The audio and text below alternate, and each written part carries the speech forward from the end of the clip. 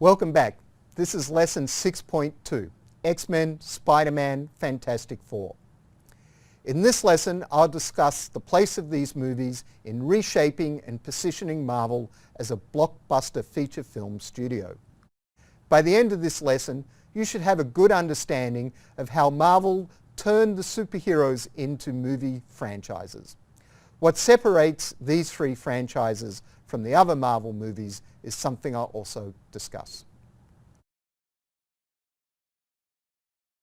Marvel tried to develop an X-Men film from 1984 on. The key problem in the discussions with various studios was the budget.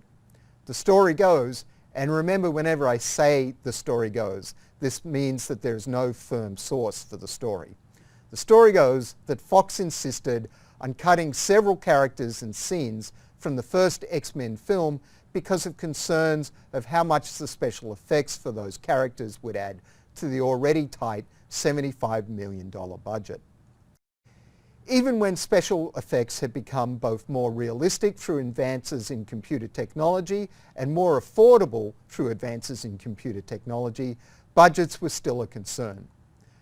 Budgets continued to expand for superhero entertainments, especially team-based films, for some years. There are two reasons for this.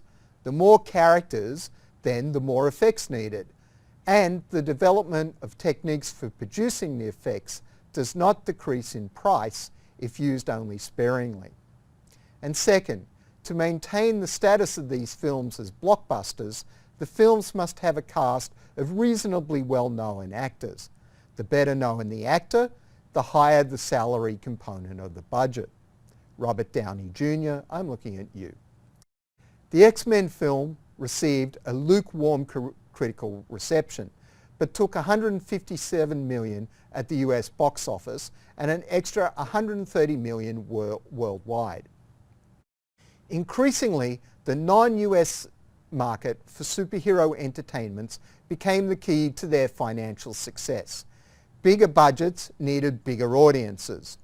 Superheroes were and are easier to sell to non-American audience than, say, a romantic comedy, because as pre-sold characters, they have an already built-in audience internationally. Movie franchises like X-Men have been able to build on this. This is the first key point. The appeal of superhero entertainments on film in non-American markets has helped make the various franchises possible and successful. And indeed, the first film to sell more tickets overseas than in America was Superman in 1978. So this dates back to Superman. The X-Men 2000 film derived 56% of its ticket sales from domestic sales, or 157 million. 47% was from non-US sources, or 139 million. The production budget was 75 million. When we look at the next X-Men film, 31.3% of ticket sales were sold in America for $233 million and 68.7% in non-US markets for $514 million. And this is on a production budget of $200 million. To come back to my key point, without the non-US market, some of these films would barely break even on production costs in the US. Following the success of the X-Men movie, Marvel's most popular single character, Spider-Man, finally appeared in a blockbuster film. Spider-Man had appeared in 13 episodes of television in the 1970s, beginning with a TV movie. Marvel had sold rights to develop Spider-Man on film in the early 1980s. A long process then ensued, and the story of the rights to Spider-Man and attempts to develop a film are worthy of a comic book miniseries, probably by Alan Moore. For our purposes here, let's just say it took a long time and the process was only resolved in 1999. Because of the way Marvel sold rights, Spider-Man is controlled on film by Sony. This is why the series of films has already had a reboot. The The first three Spider-Man films came out from 2000 to 2007. Another two, the reboot under the title The Amazing Spider-Man, came out in 2012 and 2014. Sony made these second two films primarily to keep their rights. The figures for the Spider-Man films shows the increased importance of the non-US market for the success of these films. The Spider-Man movie in 2002 had a budget of $139 million.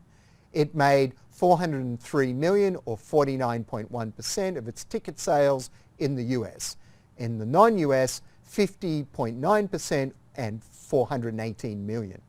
Spider-Man 2 in 2004, on a budget of $200 million, sold $370 million worth of tickets in the US and $410 million in the non-US market. The third Spider-Man movie in 2007, with a budget of $250 million, sold only $336 million worth of tickets in the US, which was only 37.8% of sales. 62.2%, or $554 million, was sold in the non-US market. You can see the non-US market becoming more important. With the reboot, The Amazing Spider-Man in 2012, the budget was $230 million, but the domestic sales were only $262 million, or 34.6%, and the non-US sales were 65.4%, or $495 million.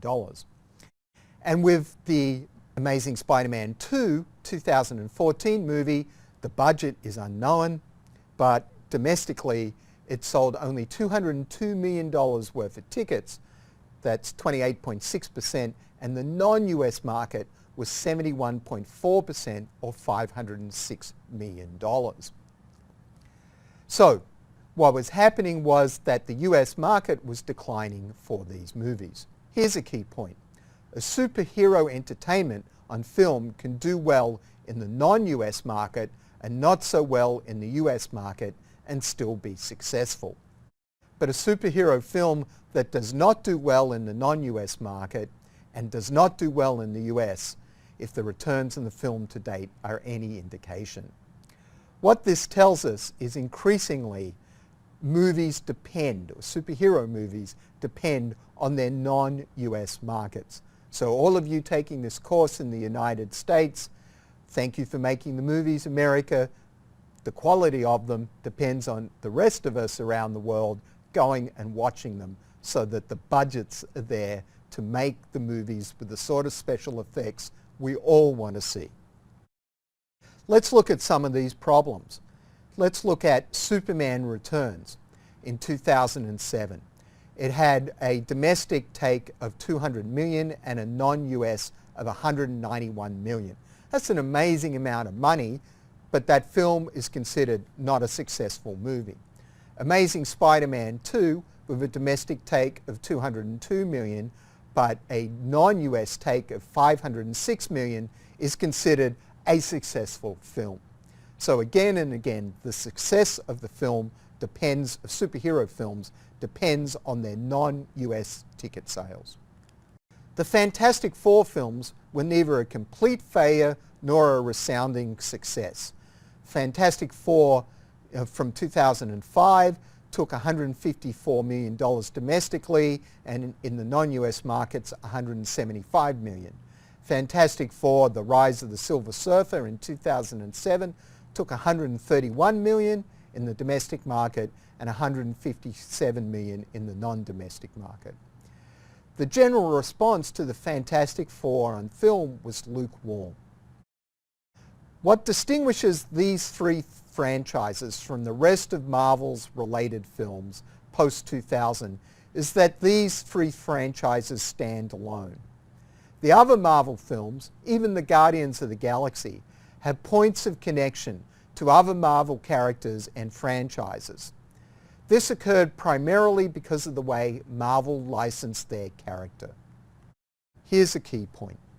One of the features of Marvel Comics that made them so popular in the 1960s was the interconnectedness of the stories. Without that connectedness, Even Spider-Man has not been as successful in films as films with that connection. With that, we end this lesson. This lesson has 3 key points. Go back over your notes and the video of the lesson to make sure you have noted these points.